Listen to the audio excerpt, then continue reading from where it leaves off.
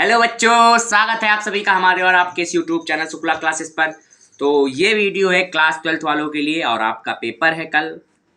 तो आपको सबसे पहले बहुत बहुत शुभकामनाएं। मेरी इच्छा यही है कि आप लोग परीक्षा में अपना बेस्ट दें और कल के पेपर में एकदम उसको धुआं धुआं कर दें। ठीक, तो कल है आपका सामान्य हिंदी का पेपर। तो सामान्य हिंदी में आप लोगों को क्या क्या पढ़ना है इस वीडियो में मैं ये बताऊँगा। और वीडियो को पूरा देखें, स्किप बिल्कुल ना करें, नहीं तो आपको अच्छे मार्क्स नहीं आएंगे, ये भी गारंटी है। ठीक, तो स्किप ना करना। चैनल पर ना हो तो सब्सक्राइब भी कर दीजिए, शेयर भी कर दीजिए अपने दोस्तों के साथ। सबसे पहले हिंदी गद्य में आप लोग पहला चैप्टर है राष्ट्र का स्वरूप। तो बेटा राष्ट्र का स्वरूप लिखा था वासुदेव शरण अग्रवाल जी ने। तो वासुदेव शरण अग्रवाल जी की जीवनी और ये चैप्टर दोनों वेरी वेरी इंपॉर्टेंट है। करना क्या आपको, इसकी थ्योरी आपको जल्दी जल्दी से पढ़ डालनी है और उसके बाद इनका जीवन परिचय भी याद कर डालना है। ठीक, और आपकी जितनी अच्छी राइटिंग उतने अच्छे नंबर। ठीक, तो वासुदेव शरण जी अग्रवाल जी का जो आपका राष्ट्र का स्वरूप है, इसमें राष्ट्र और तो आप लोग इससे तैयार कर सकते हैं। आपका अगला चैप्टर है क्या कहते हैं, अशोक के फूल। अशोक के फूल को लिखा था हजारी प्रसाद द्विवेदी जी ने। तो इनका जीवन परिचय और इनकी जो अशोक का फूल है, इसके आप लोग को तैयार ही करना है, क्योंकि बेटा 4 चैप्टर हैं, 3 का तैयार कर लो, पूरा श्योर हो जाओगे। यही फंसना है, 2 को ही तैयार कर लो, कोई दिक्कत नहीं होगी। तो अशोक के फूल में अशोक का फूल की जो उपलब्धताएं हैं, जो उसको अनादर किया गया या पहले उसका सम्मान जो था, उसके बारे में आपको पढ़ना है।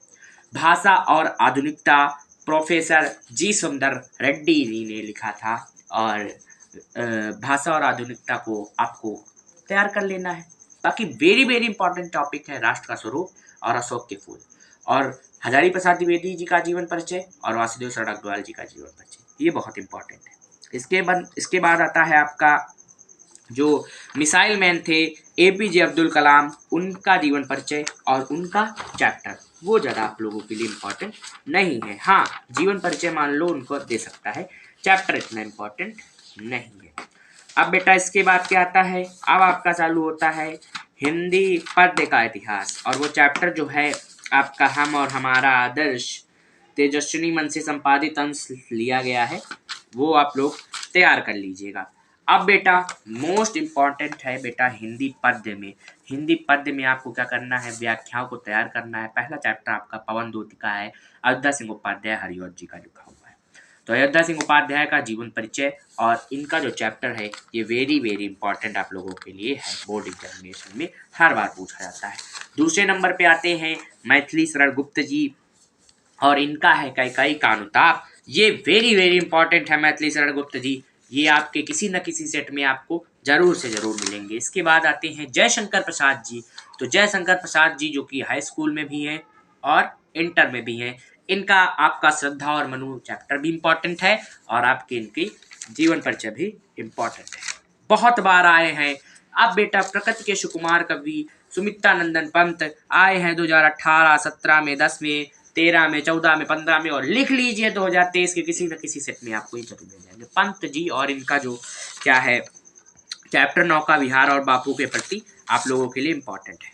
और आप बेटा आए हैं महादेवी वर्मा में आपको गीत, इनकी जो जीवन परिचय है ये तो इतना ज़्यादा इम्पोर्टेंट मान लीजिए 60% आने की उम्मीद है, लेकिन इनका जो गीत चैप्टर है वो भी आपको बहुत अच्छे से आना चाहिए। इसके बाद आते हैं रामधारी सिंह दिनकर, अभिनव मनुष्य, ये ज़्यादा इम्पोर्टेंट नहीं।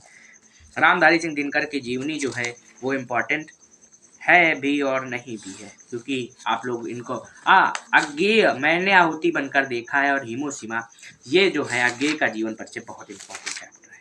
ठीक, इसके बाद आपकी 2 कहानी है, ध्रुव यात्रा जिसको लिखा था जैनेन ने, और आपकी कहानी 3 है, माफ कीजिएगा, ध्रुव यात्रा पंचलाइट लिखा था आपका फणीश्वर नाथ रेणु जी ने, और बहादुर, तो आपकी 3 में से आपको 2 तैयार कर लेनी है, पंचलाइट और ध्रुव यात्रा और क्या कहते हैं बहादुर। इसके बाद आप लोगों का संस्कृत में आत्मक सर्वज्ञ चैप्टर है और क्या है बेटा संस्कृत भाषा महत्तम है, ये बहुत इंपॉर्टेंट। और दोहे में श्लोक में आपका इंपॉर्टेंट है सुभाष रत्नानी, इसके श्लोक कई बार बोर्ड एग्जामिनेशन में पूछे गए हैं। और आप इसके बाद बेटा मदन मोहन मालवीय का महामना मालवीय, ये आपका संस्कृत में आ सकता है, वेरी वेरी इंपॉर्टेंट है।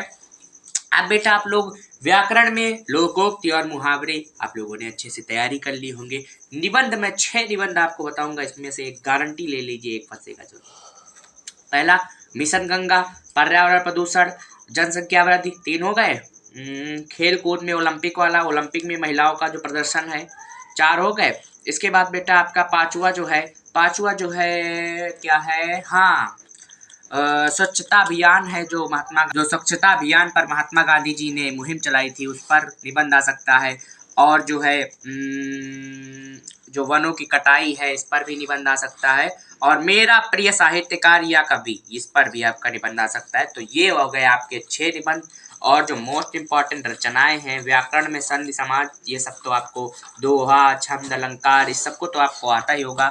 और जो इम्पॉर्टेंट पुस्तकें हैं और उनके संपादक हैं, इसके बारे में मैं अभी शॉर्ट वीडियो एक डाल दूंगा, जिसमें आप लोग अच्छे से पढ़ लेंगे। आई होप कि आप लोगों का पेपर अच्छा जाए, और मेरी यही आप इच्छा है कि आप लोग अपना अपना सर्वश्रेष्ठ प्रदर्शन करें।